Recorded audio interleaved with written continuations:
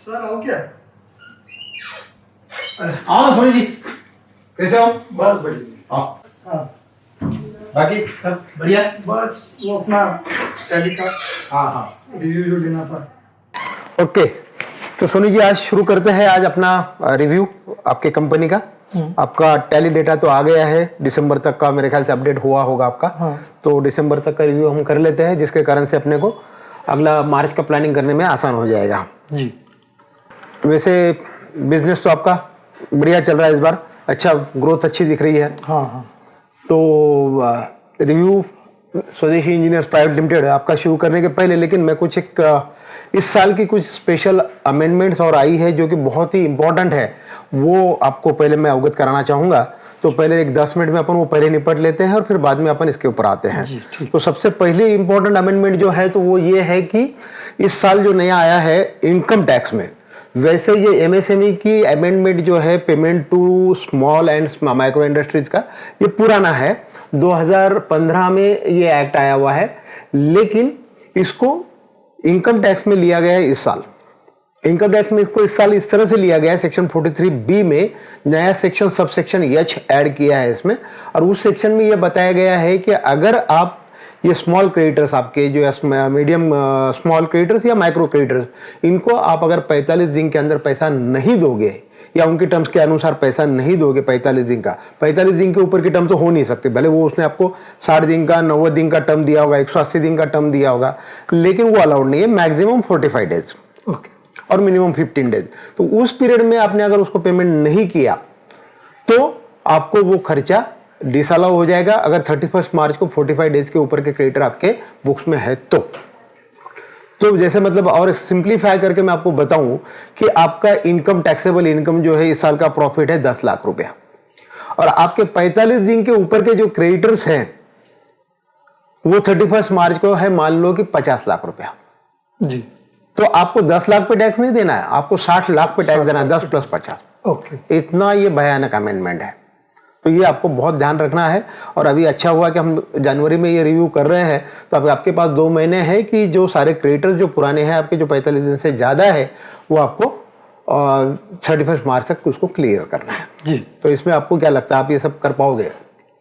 अब इसमें जितना क्रेडिटर का देना है उतना शायद ही नहीं कर पाएंगे, क्योंकि उतनी प्रोविजन हो नहीं पाएगी। हाँ, बड़े बड़े अमाउंट अपने आउटस्टैंडिंग रहते हैं। वो केस में क्या करेंगे?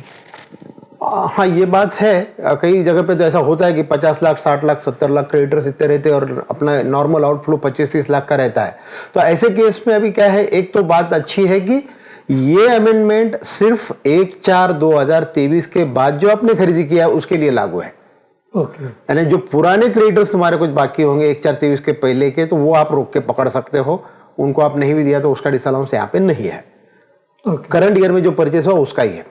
दूसरा ये भी आप कर सकते हो कि जो अब 15 फरवरी के बाद में आपके जो परचेसेस होने वाले हैं उसको आप थोड़ा अगर रोक लगा देते हैं और उसको 1 अप्रैल के बाद ही खरीदी करते हैं तो वो क्रेडिटर बनेंगे ही नहीं, और क्रेडिटर बनेंगे ही नहीं तो आपको उसका पेमेंट का भी सवाल आएगा नहीं।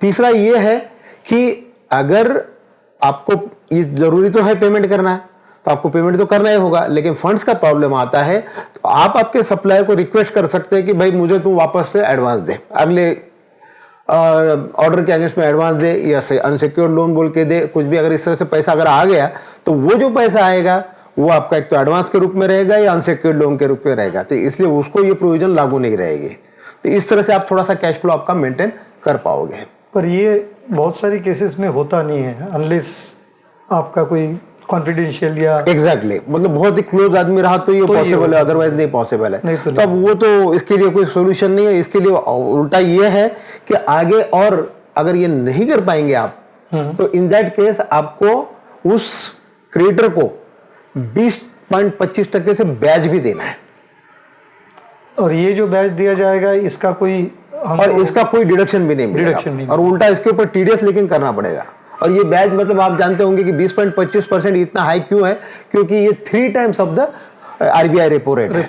आरबीआई रेपो रेट के 3 टाइम्स देना है, तो इसलिए ये बहुत ही खतरनाक प्रोविजन है और ये मैंडेटरी है, सेंट्रल एक्ट में बनाई गई है, इसलिए आपको इसके लिए कोई छुटकारा नहीं है। तो इसमें अभी से थोड़ा सा प्लानिंग करना आपके लिए बहुत ज़रूरी हो जाएगा। इसमें एमएसएमई के साथ साथ गवर्नमेंट ने क्या सोचकर ये लाया है प्रोविजन? गवर्नमेंट ने तो एक तो सबसे पहली इंपॉर्टेंट बात है कि छोटे छोटे क्रिएटर्स को मदद करना, क्योंकि उनको जो है बड़े बड़े शार्क जो रहते हैं वो ये मान के चलते हैं कि मैं इसको साल भर में नहीं दूंगा तो ये कहीं जाने वाला नहीं है, इसका मेरे पास ही काम होने वाला है। तो ऐसे लोगों को हेल्प करना ये एक मुख्य उद्देश्य है।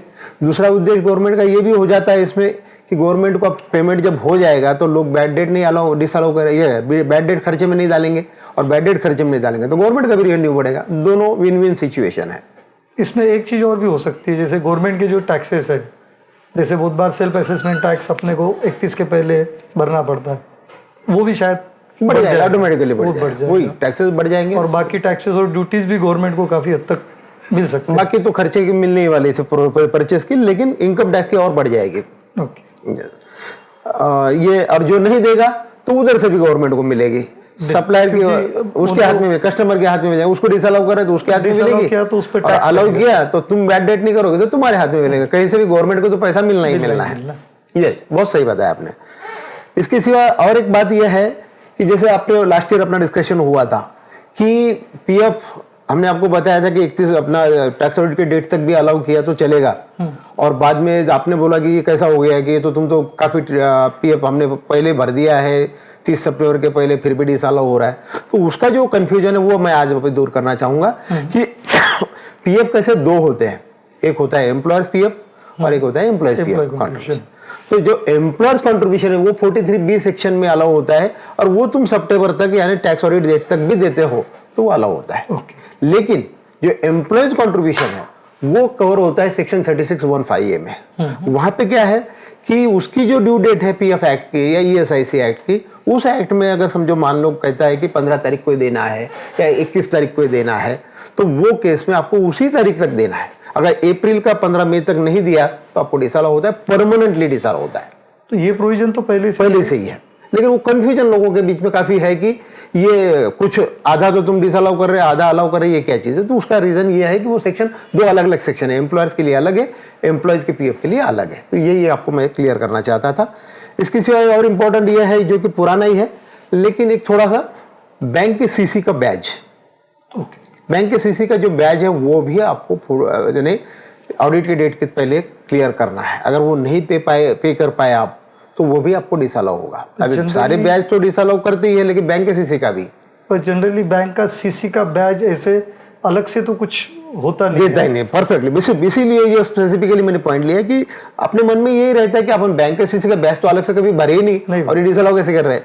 तो इसमें यह है कि हम जब तक सीसी जो लिमिट है, समझो 30 लाख की आपकी लिमिट है, 30 लाख की लिमिट के अंदर तक जब तक आप फंड्स रखते हो, आउटस्टैंडिंग रखते हो, तब तक ऑटोमेटिकली वो पे हो गया ऐसा ही मान लिया जाता है। लेकिन आपकी जिस समय वो आउटस्टैंडिंग जो है उस लिमिट के बाहर जाएगी, 30 लाख के ऊपर जाएगी, जब आपकी लिमिट 30 लाख है तो उस समय ये माना जाएगा कि आपका इंटरेस्ट आउटस्टैंडिंग है। और वो जो इंटरेस्ट आउटस्टैंडिंग है 31 मार्च को अगर रहा तो इन दैट केस अगर आपका पूरा नहीं है, आपको ब्याज लगा समझो 3 लाख रुपया, 30 लाख का 33 लाख हो गया, लेकिन आपने कुछ एक पैसा आ गया 31 मार्च को किसी पार्टी का और अभी आपका आउटस्टैंडिंग है 30,25,000 से, तो आपका 25,000 ही टैक्स ऑडिट डेट तक अगर क्लियर नहीं हुआ तो आपको वो डिसअलाउ हो जाएगा। तो वो 6 महीने का समय हमारे पास उसके पास है। मतलब नॉर्मली ऐसा होता नहीं है, पेमेंट जनरली हो जाता है, बैंक से पीछे लगकर करवा लेते हैं। हाँ, 31 के पहले करेक्ट ऐसा।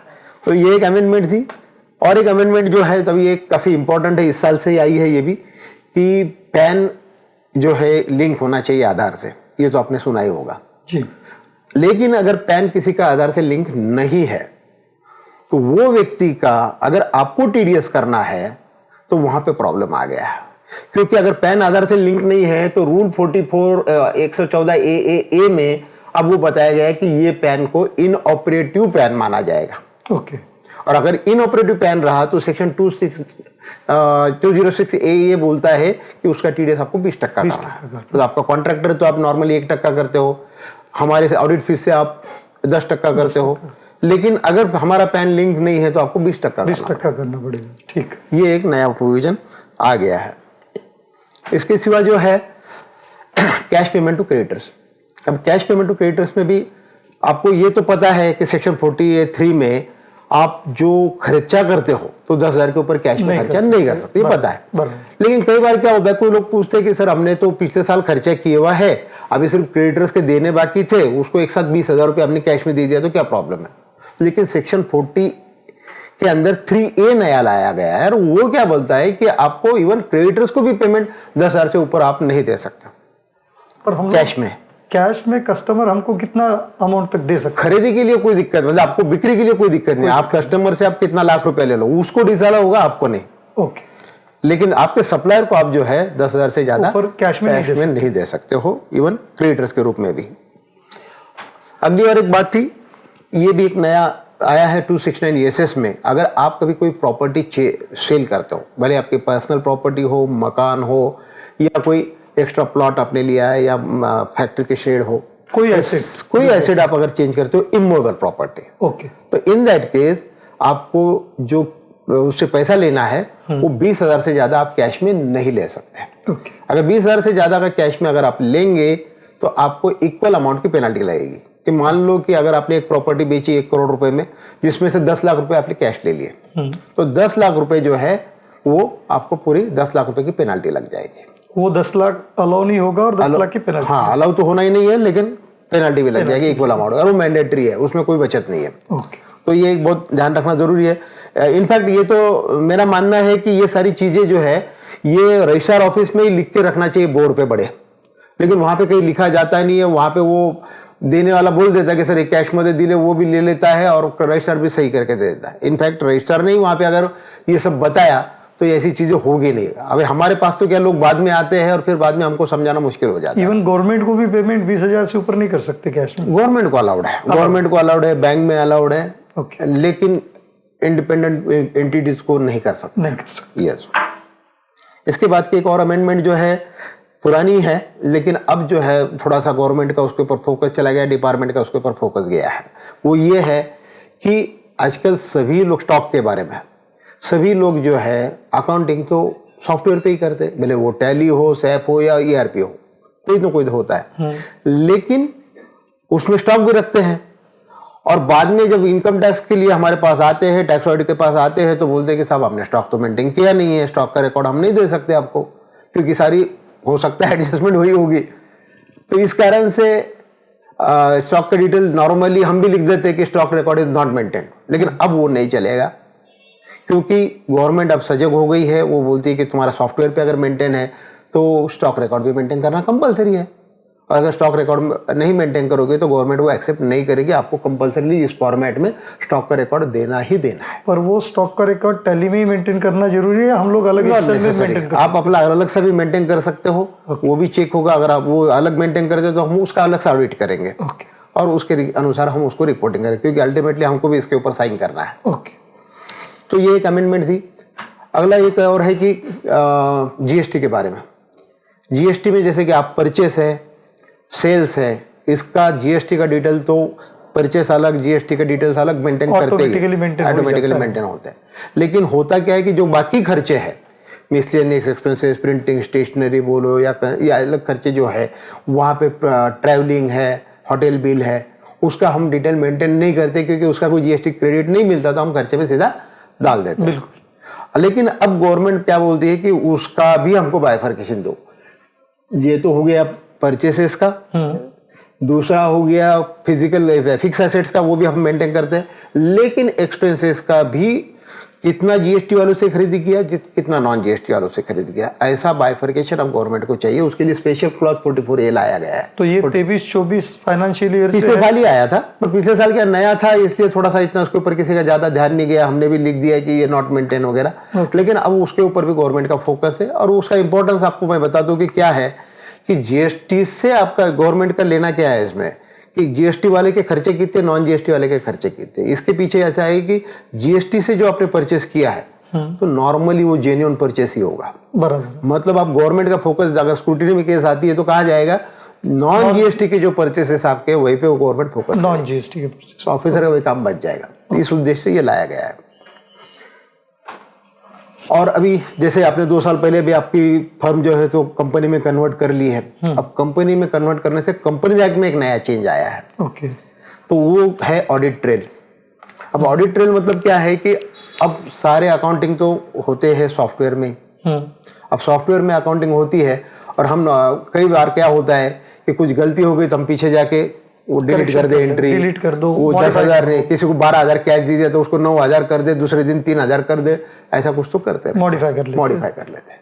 अब ये मॉडिफिकेशन आप अगर करोगे तो इसके फुटप्रिंट वो सॉफ्टवेयर में रहते हैं, पहले से ही रहते हैं, लेकिन आज तक हमने उसको कभी देखने की जरूरत नहीं पड़ी। लेकिन अब जो है गवर्नमेंट ने कंपनीज एक्ट में चेंजेस लाके ये बताया है कि ऑडिट ट्रेल चार्टर्ड अकाउंटेंट को रिपोर्ट करना है। कि इन्होंने एक तो सारे ऑडिट ट्रेल फुल प्रूफ है क्या, अगर कहीं चेंजेस किए हैं पीछे जाके तो वो फुटप्रिंट देख के रिपोर्ट करो। तो अब अगर और वहां पे तो क्लियर हो जाता है कि पहले 12 की एंट्री थी, वो 9 की, फिर 3 हुई, ये सब चीजें रहती है, कौन सी डिलीट की, डिलीट करने के पहले क्या थी, ये सब वहां रहता है।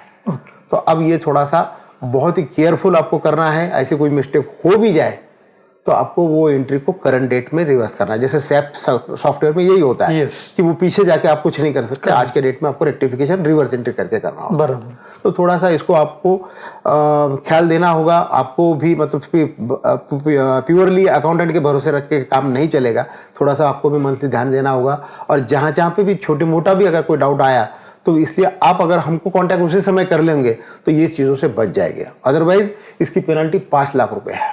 और वो प्रोविजन प्रोप्राइटरशिप, पार्टनरशिप उनको वो लागू नहीं है। वो एक अच्छी बात है कि अभी तक उनको लागू नहीं है, प्रोप्राइटरशिप को, पार्टनरशिप को, इवन एलएलपी को भी। लेकिन आने वाले दिनों में धीरे धीरे गवर्नमेंट का देखा है हमने कि वो स्टेप बाय स्टेप बराबर आ जाते हैं, लागू हो जाएंगे। Yes, okay. तो ये बातें थी, तो ये थोड़ा सा मुझे लगा कि पहले अपन चर्चा कर लेना चाहिए। और अभी शुरू करते हैं अपना रिव्यू इस साल का 9 महीने का। जी।